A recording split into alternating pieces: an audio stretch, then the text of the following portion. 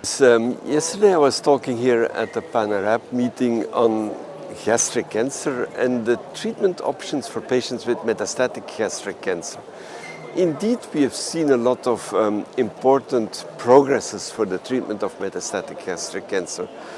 In the first-line treatment over the last years, we have seen the new data coming with Traktusimab for patients with HER2-positive tumors, and for the patients with a PD-L1 positive tumor, we are now integrating checkpoint inhibitors, Nivolumab, on top of a chemotherapy doublet in the first-line treatment of gastric cancer.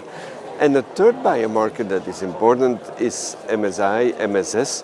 Indeed, for the 3-4% of patients with a microsatellite unstable tumor, we should integrate in the treatment regimen also a checkpoint inhibitor being Nivolumab or Pembrolizumab.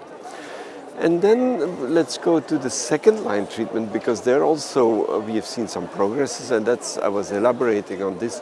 In second line treatment, the standard treatment today for patients who are progressive and who failed on a first line treatment is a combination of paclitaxel plus Ramucirumab. Ramucirumab is a VEGFR2 antibody which has some adverse events typically linked to VEGF inhibitors such as hypertension, proteinuria, and then occasionally some others, thrombosis, wound healing problems, but that's in clinical practice not a major problem. But when we look at the two different studies that were presented, REGARD and RAINBOW, both studies randomized patients in second-line treatment of metastatic gastric cancer.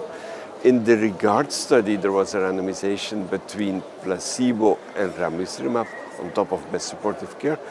And in the RAINBOW study, the standard treatment was paclitaxel, and then the experimental arm was paclitaxel plus Ramucirumab. Both studies showed that there was a survival benefit for the addition of Ramucirumab to best supportive care in the REGARD, and for Ramucirumab to paclitaxel in the RAINBOW study. And that's important because that sets a scene for a new treatment regimen.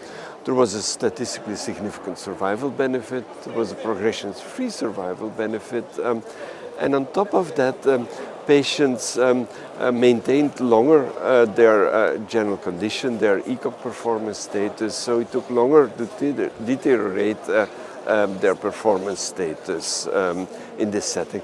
So in the treatment algorithm and the treatment regimen, that's important as a new regimen.